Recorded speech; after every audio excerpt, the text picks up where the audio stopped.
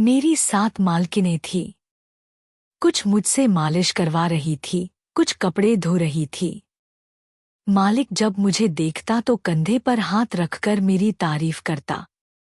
मैं भी काम में शामिल हो जाता। लेकिन एक रात जब मालिक किसी जरूरी काम से बाहर गया तो उस रात मैंने बारी बारी से 7 मालकिनों से पूछा, रवि तुम कहाँ हो? जल्दी से मेरा पराठा बनाकर लाओ, मुझे भूख लग रही है। मालकिन नंबर 3 ने मुझे बुलाया था। मैं इस समय मालकिन नंबर 4 के लिए आमलेट बना रहा था। मेरे मालिक एक बेफिक्र इंसान थे। उन्होंने अपने घर में भोग विलास के लिए 7 लड़कियां रखी हुई थीं। जिस व्यक्ति की सेवा में मैं रखा गया था वह बहुत अमीर आदमी था, लेकिन शादीशुदा नहीं था। इस बंगले के बेसमेंट में 7 कमरे थे और सभी 7 कमरों में 7 जवान लड़कियां रहती थीं और वे सभी बहुत खूबसूरत थीं, जिसका मतलब था कि इस समय घर के अंदर सिर्फ एक नौकर रहता था और मैंने इस घर के बारे में सुना था कि वे सभी लड़कियां नौकरानी हैं। बहुत चालाक है, किसी नौकर को टिकने नहीं देते। जो भी नौकर आता है उसे इतना तंग करते हैं कि वो 2-4 दिन वहीं रुक जाता है। मजबूरन मुझे भागना पड़ा। घर में 2 छोटी बहनें थीं और मेरी माँ ने मुझसे कह दिया था कि चाहे कुछ भी हो जाए मुझे हर हाल में नौकरी करनी है, क्योंकि बड़ी बहन का रिश्ता तय हो चुका था और कुछ ही महीनों में मुझे उसका पूरा दहेज तैयार करना था। जब मुझे उस घर से नौकरी का ऑफर मिला और सैलरी भी अच्छी थी तो मैंने तुरंत स्वीकार कर लिया। लेकिन जैसे ही मैं सारी बातें करके घर से बाहर आई तो मैंने देखा कि एक आदमी उसी बंगले में प्रवेश कर रहा था। मुझे देखकर उसने कहा कि तुम इस घर में काम करने आए हो? मैंने कहा हाँ। मेरी बात सुनकर पहले तो उस आदमी ने मेरी तरफ ध्यान से देखा, फिर वह अपने कानों को छूते हुए बोला, यह घर भगवान के संरक्षण में है, और मालकिन से बोला, मेरी तरफ देखो। मैंने उस घर में केवल 8 दिन काम किया है और अपना वेतन लेने आ रहा हूँ। यह सुनकर मैं पहले तो कुछ डर का शिकार हुआ, लेकिन फिर मेरी माँ की बातें मेरे दिमाग में आईं, तो मुझे इस व्यक्ति की हरकतों पर आश्चर्य हुआ। अगले ही दिन जब मैं पहली बार काम पर गया तो उन जवान सुंदरियों को देखकर मैं अपनी पलकें झपकाना भूल गया। मेरे लिए यह तय करना मुश्किल था कि उनमें से कौन ज्यादा खूबसूरत है, लेकिन वे सभी बहुत खूबसूरत और अद्भुत थीं। उन दिनों मैं भी जवानी के इस सफर पर था कि मुझे अपने अंदर बहुत बेचैनी महसूस होने लगी। मैं खुशमिजाज स्वभाव का था और दिखने में बिल्कुल नौकर जैसा नहीं लगता था। मुझे मीठी मीठी बातें करना भी आता था, इसीलिए मैं खुद के साथ था।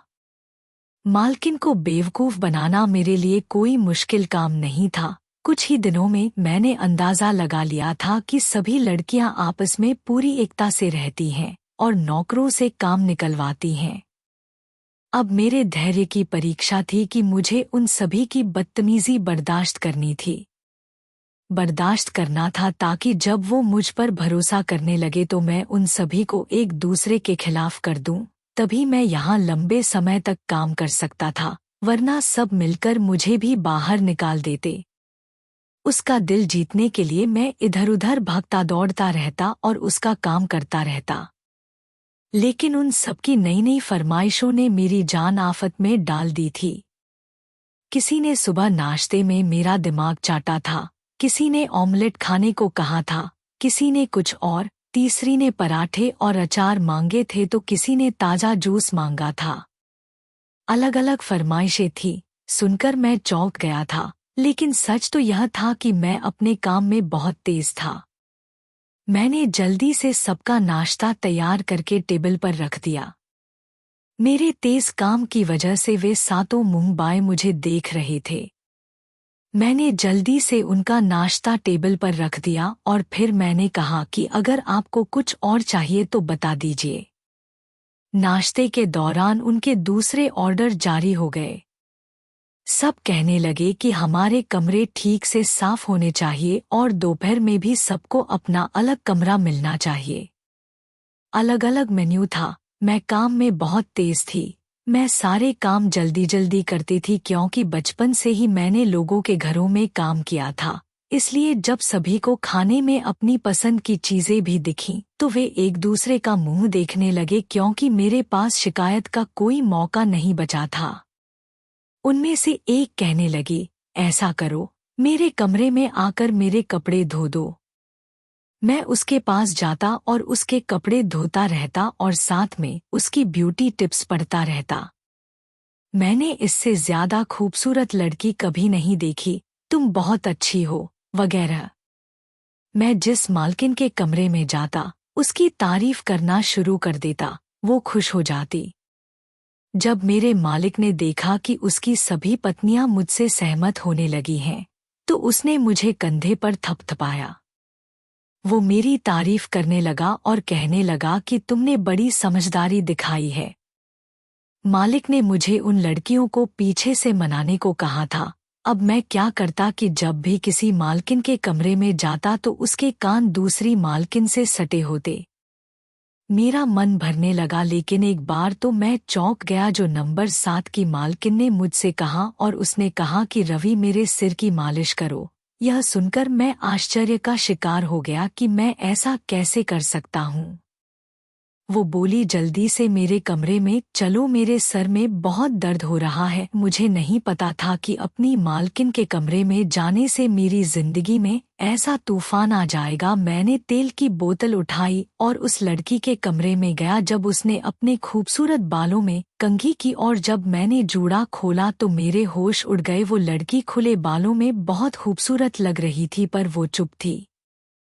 मैंने पहले तो खुद को चौंकाया और फिर खुद को याद दिलाया कि मैं एक नौकर हूँ, मुझे अपनी हद में रहना चाहिए। अब मैंने मालकिन के सर की मालिश शुरू कर दी और वो बातें भी करने लगा जो हर लड़की सुनना चाहती है, जो मैं सभी लड़कियों को राजी रखने के लिए करता था।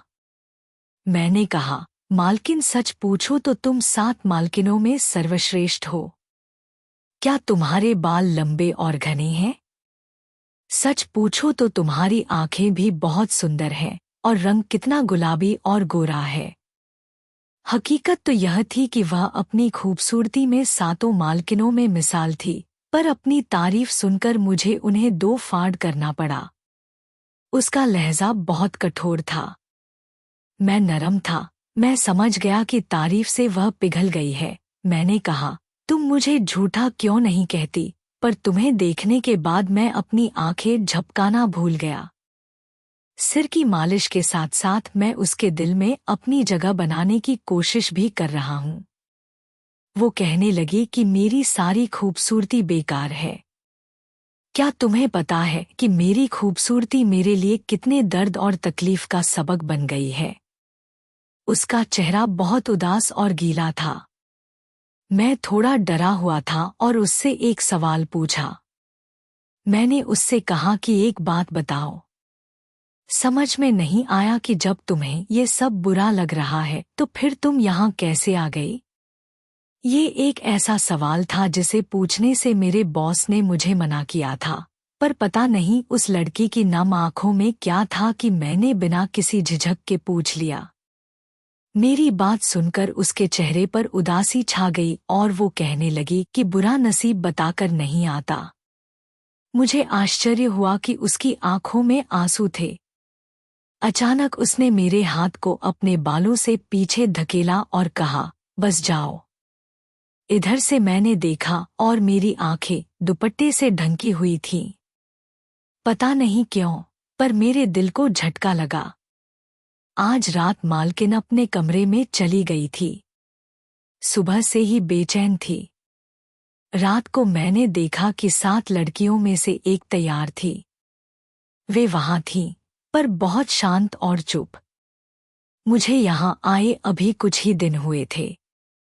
मालिक के आने से पहले मैंने देखा कि वो सभी लड़कियां उस लड़की को सांत्वना दे रही थी। उन सभी लड़कियों के चेहरे पर एक अजीब सी उदासी थी।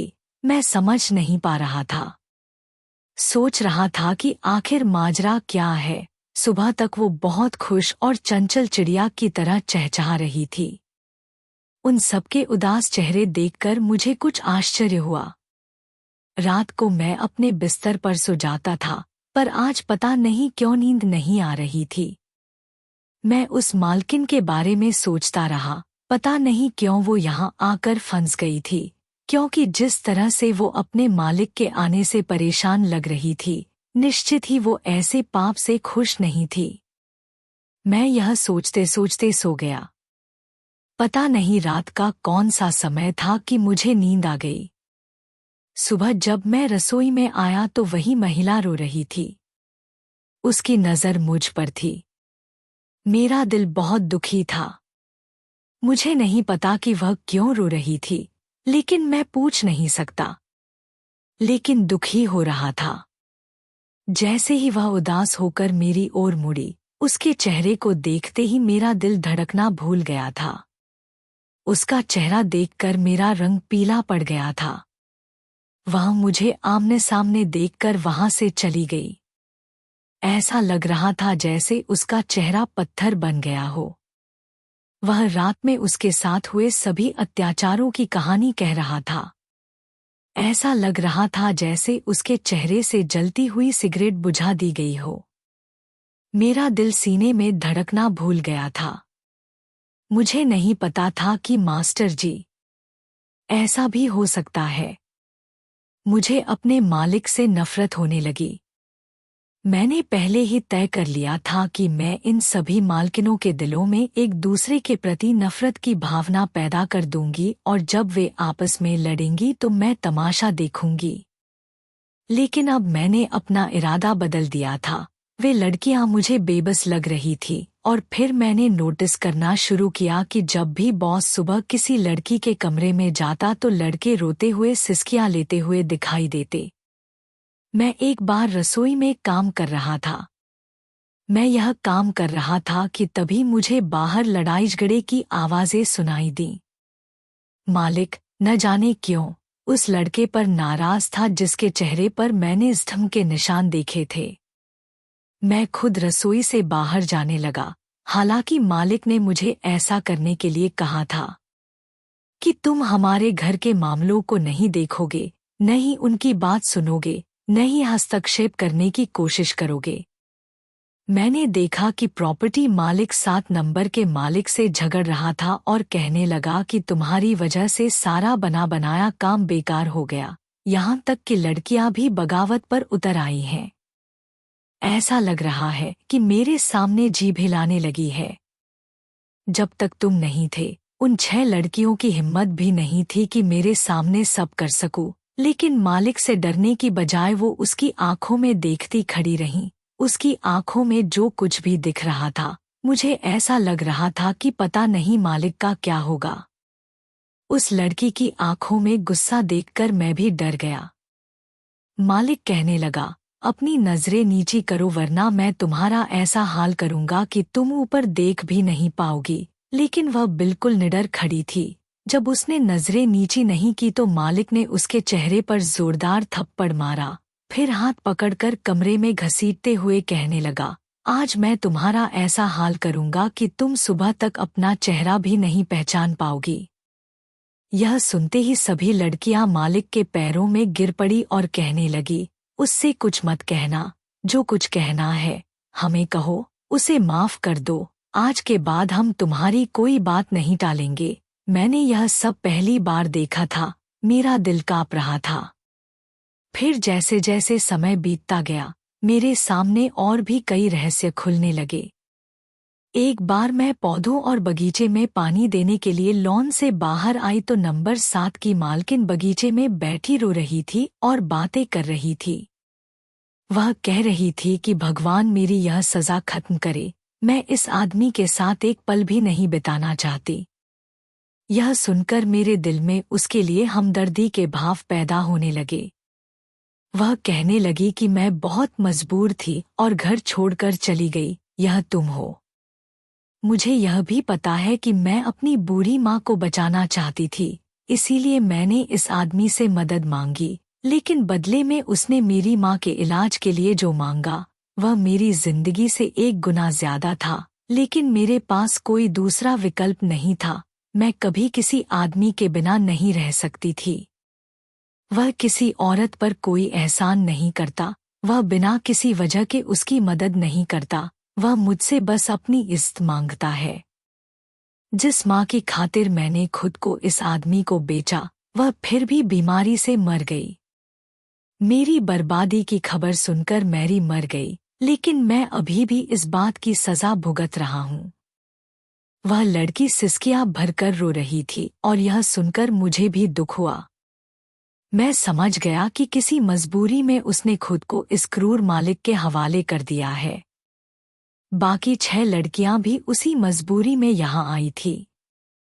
मैं बिल्कुल चुप रहा। मेरा मालिक बहुत बुरा इंसान था और मीना बहुत बुरी इंसान थी। मैंने देखा कि वह अक्सर लड़कियों को मारता पीटता था और कहता था कि तुम लोग मेरी गुलाम हो, मैं तुम लोगों के साथ जो चाहूं कर सकता हूं, मुझे पूछने वाला कोई नहीं है। यह देखकर मुझे बहुत दुख हुआ। फिर मेरी बहन की शादी भी नजदीक आ गई। मालिक ने मुझे अच्छे खासे पैसे दिए थे। मैंने छुट्टी मांगी तो उन्होंने कहा मैं तुम्हें सिर्फ 1 दिन की छुट्टी नहीं दे सकता क्योंकि तुम इतनी अच्छी नौकर हो कि ये लड़कियां बर्दाश्त कर लेती हैं। मैंने तो बस अपनी बहन की शादी के दिन छुट्टी ली थी।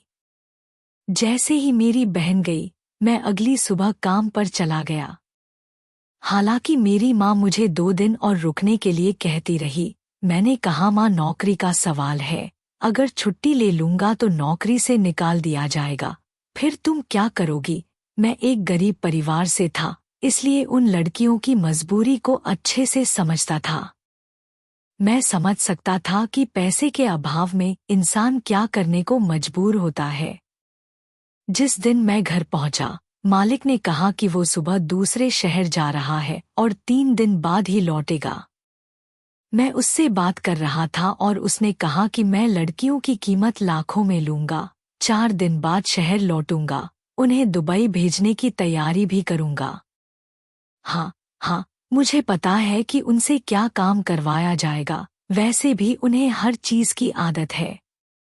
यह कहते हुए कि हो गया, वह अपना बैग पकड़े हुए बाहर चला गया और मैं वैसे ही था। मेरे कानों में सीटी बजने लगी। अभी तक वह आदमी खुद लड़कियों को प्रताड़ित कर रहा था और अब वह उन्हें दुबई भेजकर अपने मालिक से मिलवाना चाहता है। मेरे जाते ही मालकिन के कमरों के दरवाजे जोर जोर से खटखटाने लगा।